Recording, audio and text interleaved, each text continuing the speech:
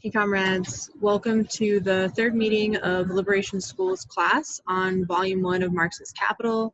I'm Marisa Lee Sanchez, a PSL member in New York City and member of the Liberation School Editorial Collective. Today we'll be finishing part 1 of the book. We'll be discussing exchange and money, and after this we'll be out of the weeds for a bit, so to speak. And we'll begin talking more about labor, work, and finally surplus value.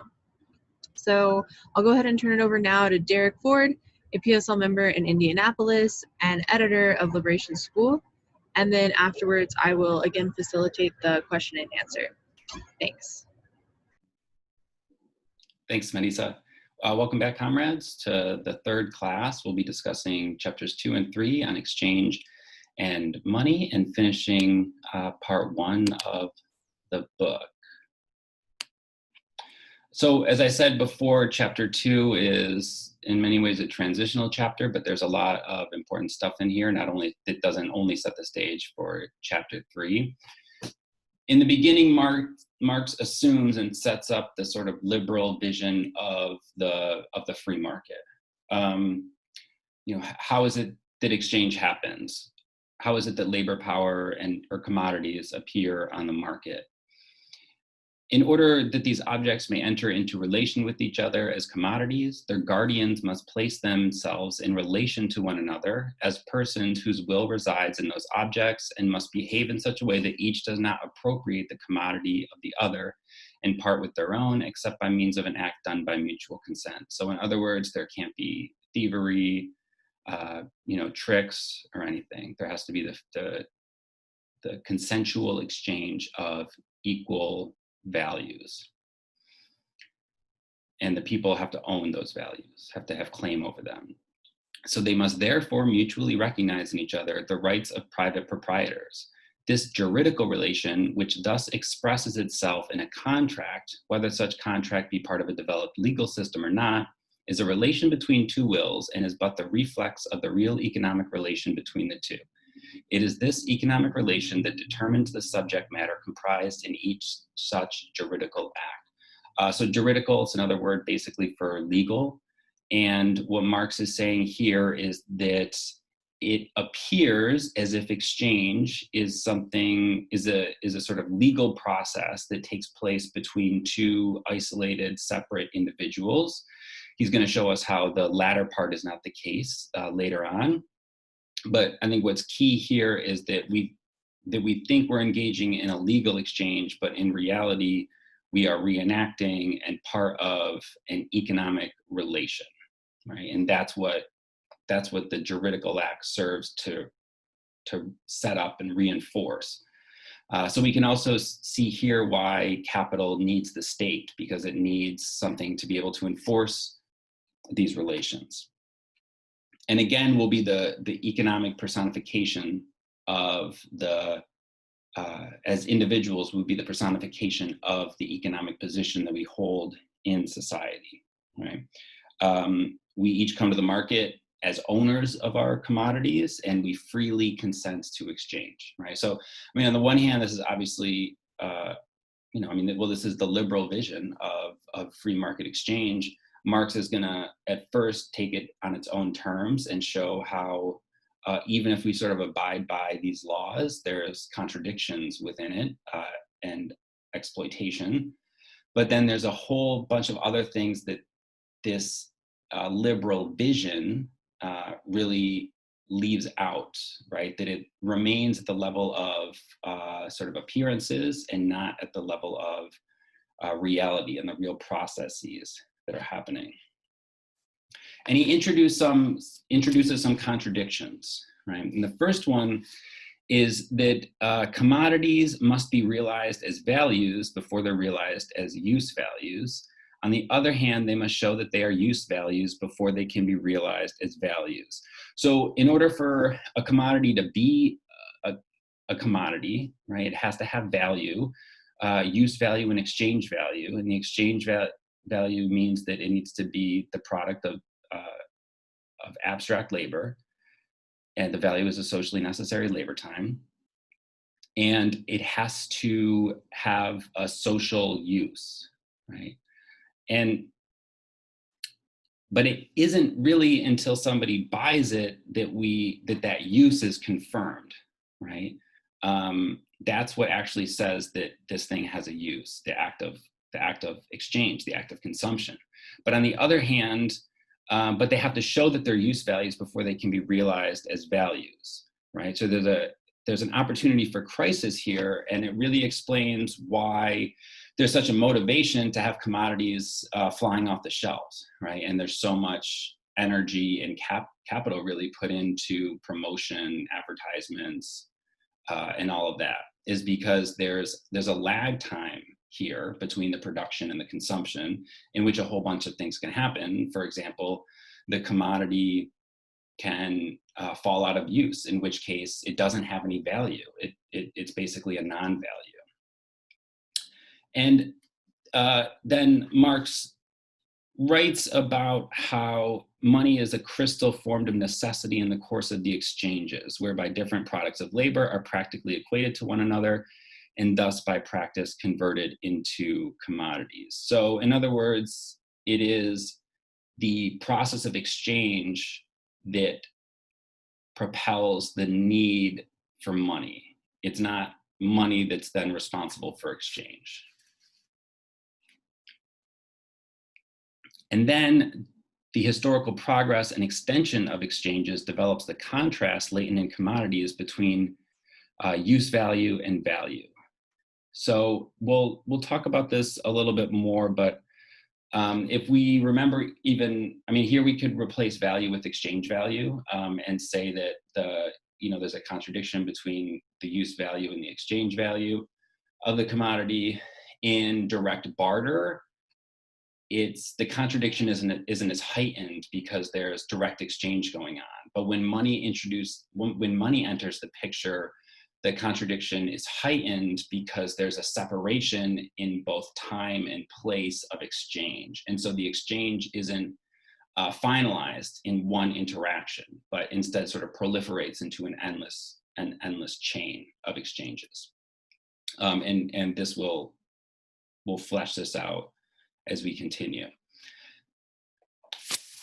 The first step made by an object of utility towards acquiring exchange value is when it forms a non-use value for its owner, and that happens when it forms a superfluous portion of some article required for their immediate wants. So again, in order for a commodity to be a commodity, it has to be produced for its exchange value. And this is the first step. And this is not, again, this isn't sort of an anthropological claim. So soon, however, as products once become commodities in the external relations of a community, they also by reaction become so in its internal intercourse. So this is the first time, I think, in the book that we're seeing the sort of seeds of an analysis about colonialism. This will become much more explicit in part 8 of the book. But this is a little bit different because typically we think about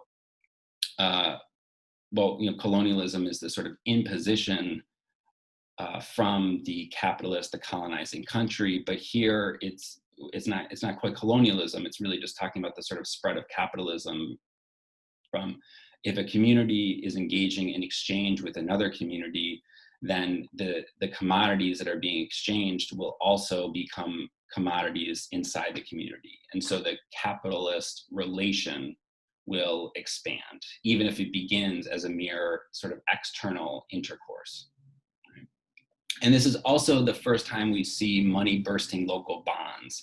This will be a theme that comes out throughout the book. If you recall, in the Communist Manifesto, Marx and Engels write about capital's sort of expansive nature, how it seeks to spread itself into every nook and cranny of the globe. And in Capital, we're going to see exactly where that dynamic comes from. It's the same dynamic that colonialism and imperialism exacerbates. But essentially, there's not a restriction on money. And so there are restrictions for commodity barter, right? You have to transport the commodity to a certain place. There's limitations on how much you can transport. But with money, and there's a whole bunch that has to go into like ensuring that a commodity will still be good when it reaches its destination for exchange and then consumption. But with money, that's not the case, right? I can buy something in my community, or I can sell something in my community, and then I can use that money and I can go and buy something from another community, basically, or now another part of the world. So the bonds that had previously held together certain spatial configurations begin to be frayed by money. Okay, Marx goes to the value of money. It can't express the magnitude of its value except in relation to other commodities. It makes no sense to say, you know, a pound of gold is equal to a pound of gold. The value is determined by the labor time required for its production and is expressed by the quantity of any other commodity that costs the same amount of labor time. So if we think back to the you know, different forms of equivalence of commodities from chapter 1, this is what Marx is referring to. Marx is also assuming the gold commodity as money in the book. Gold, of course, has the socially necessary labor time that it takes to mine it, transport it, and all that. And things are obviously a bit different now. I mean, for the US dollar wasn't actually formally affixed to the gold, to gold, right? The gold standard wasn't actually in place for that long, but when it was removed in, I think, 1971, it basically, I mean, a lot of things happened, but the primary thing is that the US government, which is the authority that is able to print money, right, has a lot more flexibility and many more techniques in terms of not only altering not just the amount of money in circulation or the amount of credit available, but also really the value of the dollar. And it also allows the US as a political entity and as an imperialist entity to gain much more power in the global capitalist market. We won't get too deep into monetary theory in this. We can talk about it more in the discussions. But I think what I will say is that just because money isn't linked to the value of gold anymore, it doesn't mean it's sort of totally without base. It still is nothing but the representation of sort of it's still tied to socially necessary labor time, right? Which is why the government can't just print money endlessly without decreasing the value of the money if there's not if there's not a corresponding increase in socially necessary labor time in society. And then Marx notes that money can be replaced by symbols, right? And that it would be a mistake to think of money as a symbol, right? These are just symbols that represent money, which is representing value.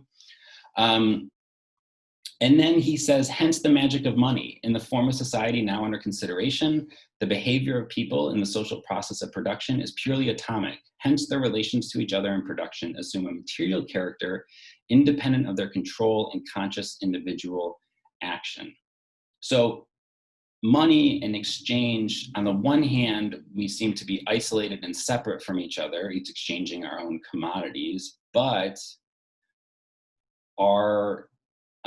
the relations that we're in, the social relations, are totally outside of our control and conscious individual action, right? Like no individual has control over the socially necessary labor time required for the production of any commodity, right? Even if I'm a sort of individual producer producing that commodity, it's still, there's a process taking place over our heads or behind our backs. So he kind of ends this chapter like he did the first, right? By exposing this sort of fetishism of individualism. It looks like we are sort of individuals, but we're really not. We're really interdependent on each other. And then we'll move to chapter 3, money or the simple circulation of commodities. So there's 3 functions of money. Marx says there's 2, but then later on a third one comes up that's distinct. And so I'm not making any commentary on that. I just, you might be able to figure out a way to have it still be two and put this other one in relationship to it, but it seems to me easier to think of them as three, especially when Marx is very explicit about the third one and its distinctions from the first two. So the first is that it's a measure of value, right? Money supplies commodities with the material expression for their values in the same way that the equivalent commodity provides the relevant commodity with an expression of its value. Money itself has no price, but with gold, it has a value. With fiat money or state-issued money, I don't really think it has a value because there's no socially necessary labor time. Obviously, there's labor time required for its production, but it's not quite socially necessary because it's not as if there's different money producers who are competing with each other, right? And sort of driving technological innovation and altering the value in that way. The measure of money isn't imaginary, but rooted in overall socially necessary labor time.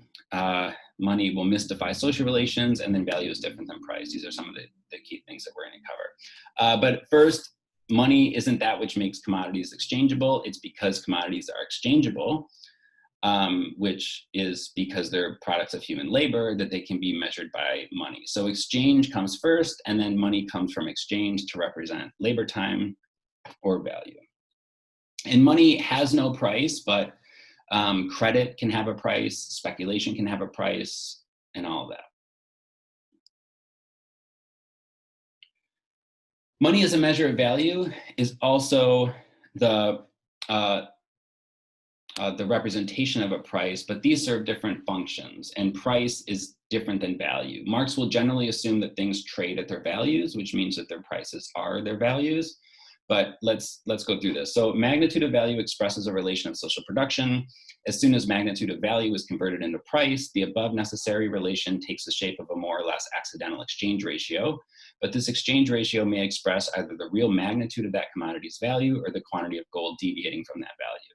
The possibility, therefore, of quantitative incongruity between price and magnitude of value, or the deviation of the former from the latter, the deviation of its magnitude of value from its price, is inherent in the price form itself. This isn't a defect, but on the contrary, admirably adapts the price form to a mode of production whose inherent laws impose themselves only as the means of apparently lawless irregularities that compensate one another. So,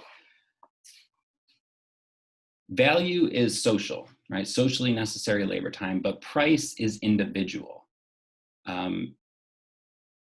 There can be an average price of something, right? But it's ultimately the producer who sets the price, and there are things that will determine what the price is set at. But because value is a social relation, it's not as if something that can be known at each and every moment in time, right? And also because it changes, right? If you put a price on something and then send it out to the market, the value can change while it's on the market, right? Before it's been consumed. So as a social relation, value is incredibly flexible and dynamic. It fluctuates, right? And so this is the basis of price, but the flexibility of price helps facilitate these fluctuations, right? It helps allow them to happen. But the two can also diverge, right? Which can lead to a crisis.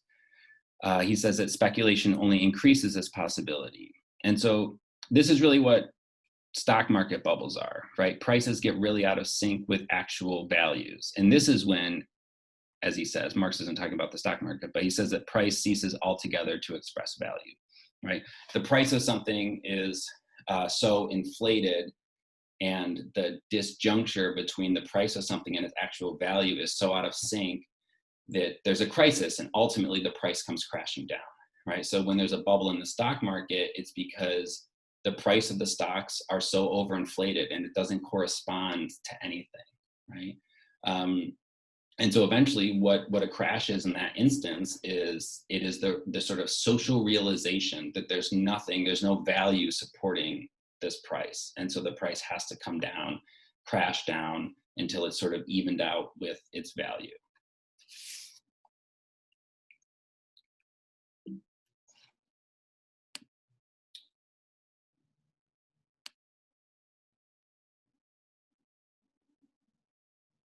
Okay, so this first quote is what I was just talking about.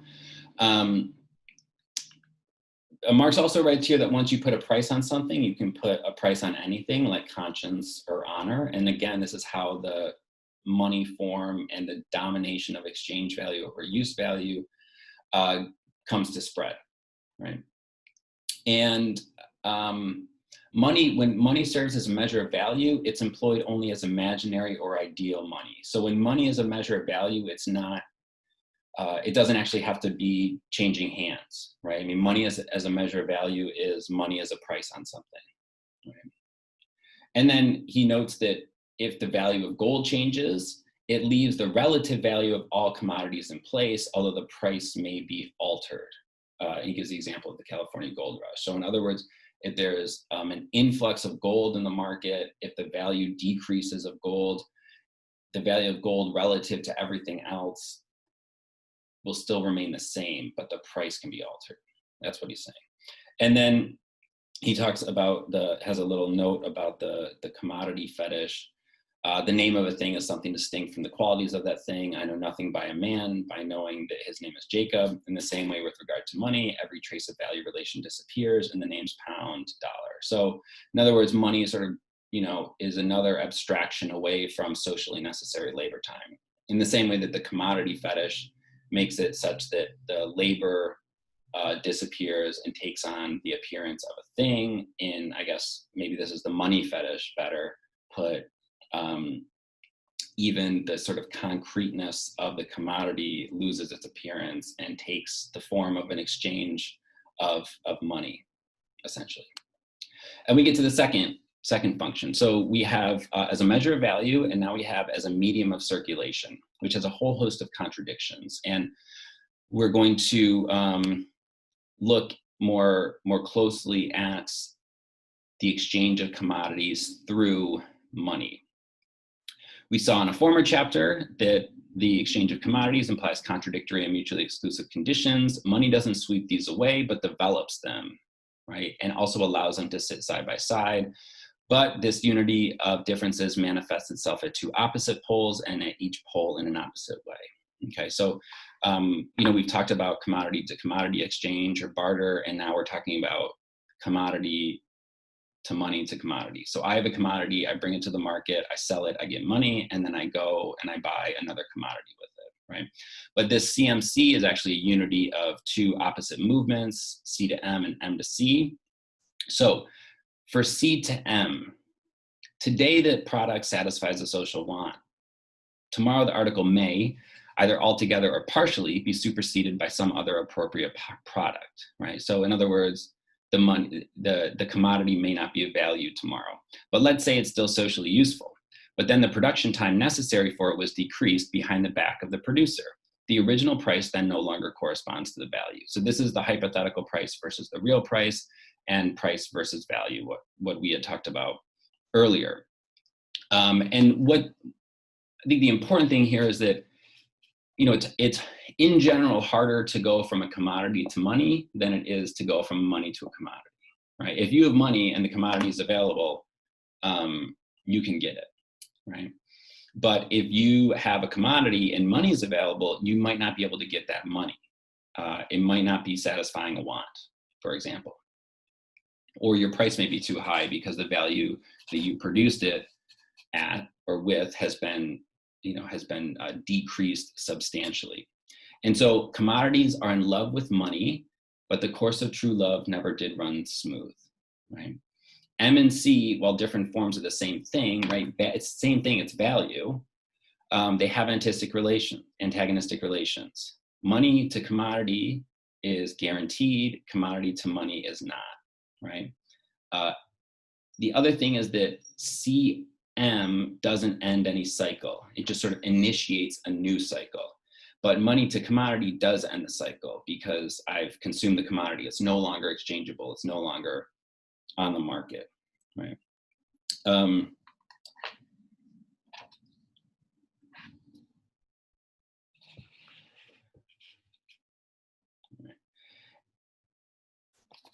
And hang on, just give me a second.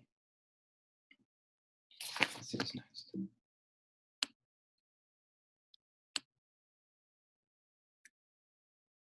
Okay. The seeming mutual independence of the individuals is supplemented by a system of general and mutual dependence through or by the means of products.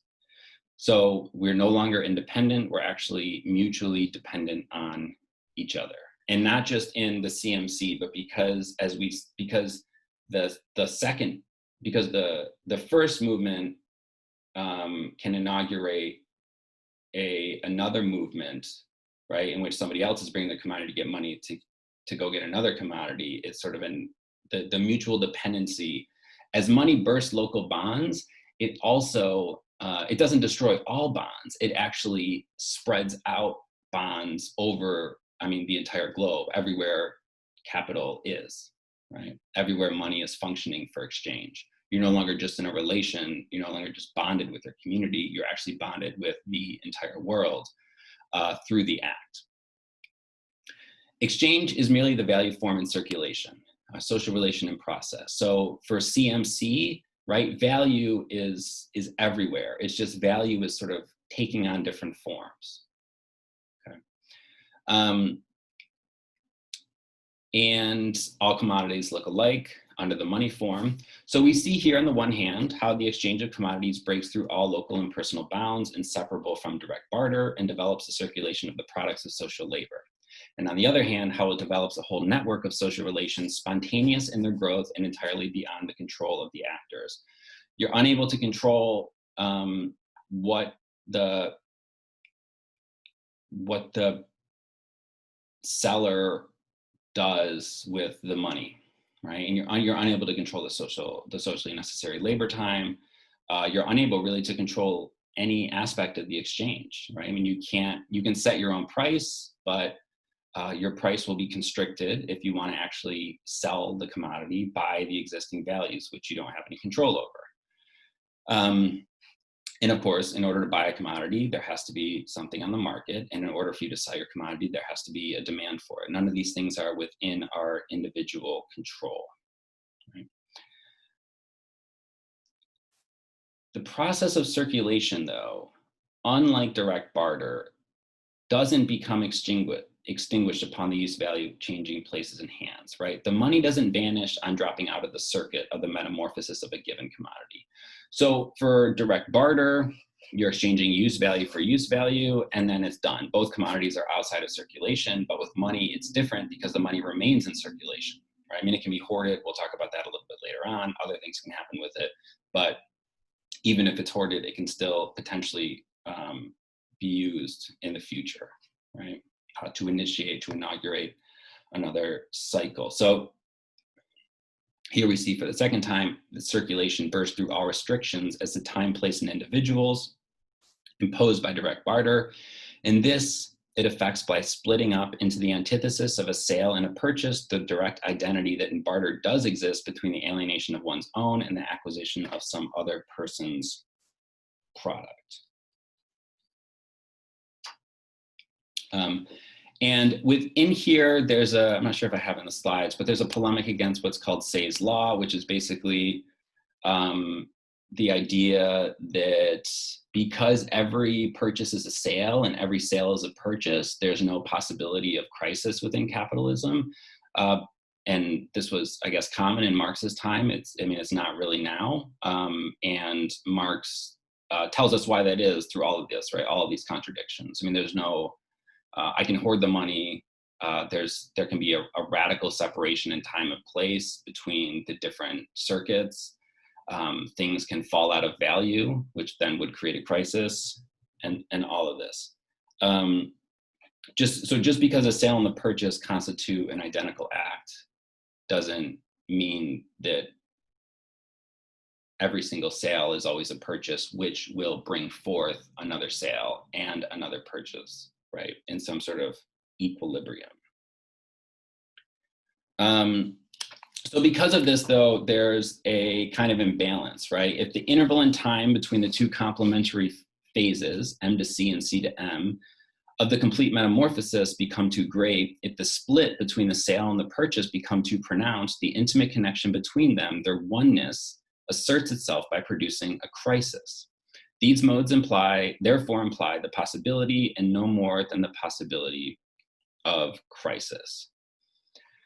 So, I mean, because money is bursting the bounds of time and space, the contradiction between use value and exchange value can be heightened, right? The oneness, the contradictory unity within the commodity in direct barter, it's not as heightened because there's not a separation that takes place, right? You're directly exchanging one thing for another thing. But with money, that changes the picture, right? But this is just the possibility and no more than the possibility of crisis. You'll note that Marx constantly talks about exchange as a metamorphosis of value, right? It's how value takes a form, how it sheds it, how it gets a new form. So this is him insisting again and again how value is a social relation that's constantly in process, and trying to, while focus in on MC and CM and CMC, not view them as sort of isolatable incidents, and rather as the overall metamorphosis, the overall process of value, the exchange of value, and later, as we'll see, the production also of value. So this will be important in the reading for next week. The very nature of the circulation of commodities begets the opposite appearance. The first metamorphosis of a commodity is visibly not only from the money's movement, but also that of the commodity itself. In the second metamorphosis, on the contrary, the movement appears to us as the movement of the money alone. The circulation of commodities seems to be the result of the movement of the money. So in MC, we see the commodities movement and the money's movement, but with MC, we don't see where the commodity sort of ends up, right? I mean, it falls out of circulation. So he's trying to tell us why it appears as though money is what makes this all possible, rather than labor, which makes it all possible. How much money do you need in circulation at one time? Marx says, okay, well, you need the total of circulating commodity prices, the rapidity of exchange, how fast they're exchanging, and the sort of number of commodities that are in circulation. All these are very variable. Later on, he'll say that this changes when you think about credit and the balance of payments, but the state arises in part to regulate this, right? To regulate money, how much money is available at any given time. And it happened in Marx's time, and it's even more important now, particularly with credit. The question of credit, right, I mean, so coining, he says, is a business of the state. So the state functions to regulate the availability of money and credit, and paper money is better than gold because it's more fungible, right? You don't want to have to like carry around gold and then break it down. And especially if there's also sort of more regularity in a sense with money because there's fixed denominations. Right? But it's also another level of detachment from real value, so it can exacerbate crises. Or it can help them resolve crises by printing more money, for example. The question of credit arises. He quickly casts it aside. This is really for volume 3. It's not in this book. It's not super important to know what credit is in the book. But if value is socially necessary labor time, money is a representation of that value. It's how that value sort of metamorphosizes. I think I said that right.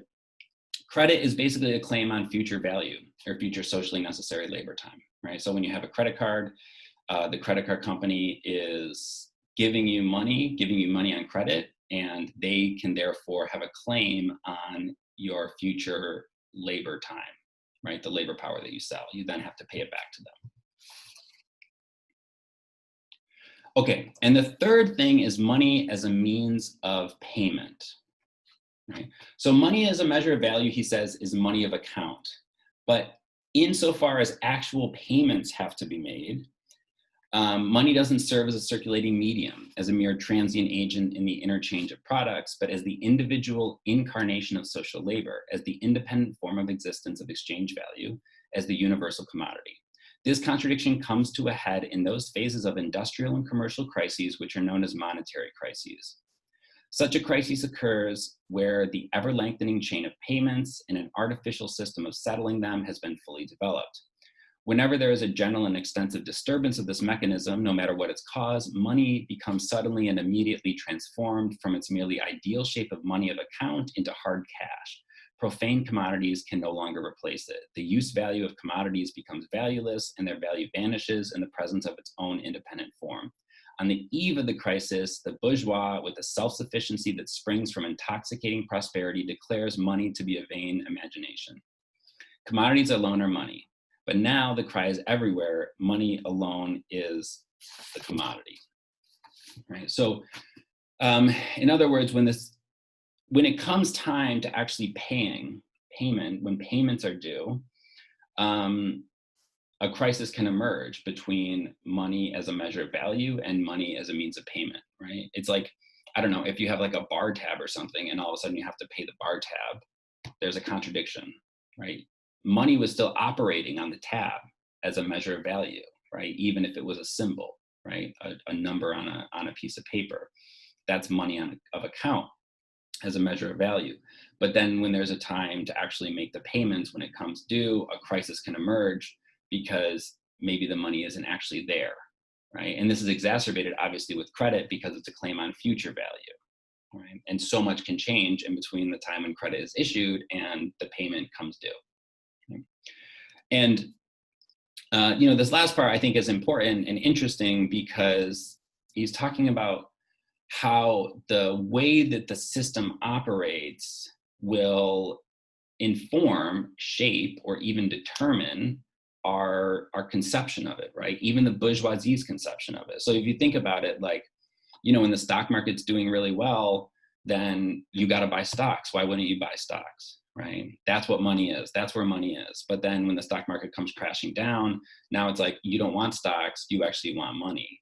And there's, and that's what explains the crisis, but also our shift in the way that we think about it, right? So it's not just like a sort of justification for it. It actually arises from the very nature of the system itself. In this last part, or towards the end, he talks also about hoarding. So money, it's social, right? It's a representation of socially necessary labor time, but it takes the form of private property. So thus, social power becomes the private power of private persons, right? When you have money, you have command over society. Right? I mean, money is power. It's not just sort of like a cliched saying. This is the sort of material basis for it, right? So money is social representation of socially necessary labor time, but it's appropriated privately, right? And the desire for money is unsatiable, right? It's infinite, but in reality, it is finite, right? There isn't infinite amounts of money that you can have because there isn't infinite amounts of socially necessary labor time. So there's an antagonism here between the quantitative limits of money and the qualitative boundless continual acts as a spur to the hoarder in his Sisyphus-like labor of accumulation. He also says here that, again, that you can sort of put a price on anything. Anything's exchangeable, including the soul. So like Catholic indulgences, literally paying entry into heaven. And things can have a price, obviously, then without having any value, right? Without being the products of socially necessary labor time. Right? Things can also be use values without having values. But the commodity is this contradictory unity of use value and exchange value.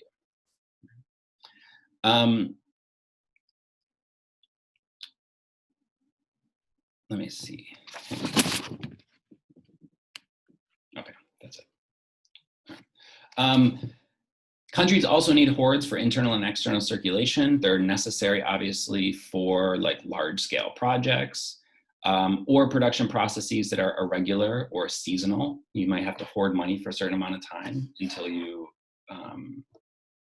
are able to, like, or let's say you sell everything at the end of a season, right? I mean, you can't spend all that money right away. You have to hoard it and dole it out sort of little by little, building, dams, railroads, and all that. This is where credit will step in. This is when finance capital becomes really dominant at the end of the 19th century, beginning of the 20th century, to sort of reduce the need for hoarding. Because when you hoard, you're taking money out of circulation, and you're also taking socially necessary labor time out of circulation. So the function of money as the means of payment, it implies a contradiction, right?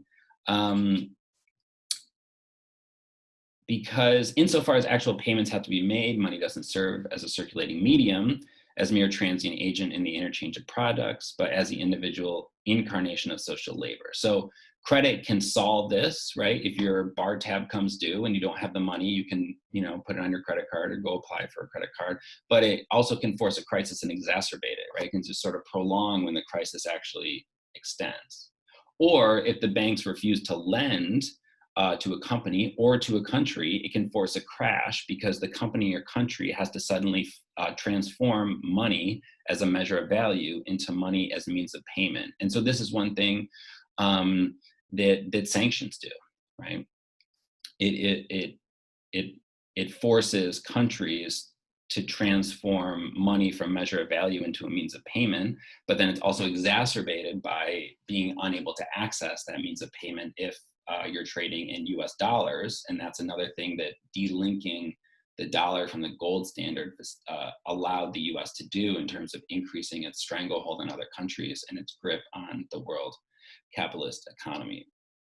And then he ends again by saying that we think that money is imaginary until a crisis happens, right? So we can say that money isn't real or whatever, but when a crisis hits, everybody wants money because it's the universal commodity. It's that which you can get any other commodity for. Obviously, there will be times when that's not the case. Like, if there's like runaway inflation, then you might actually, particular use values, particular commodities might be really important to have, right? Food or rice or something might be the ultimate commodity. But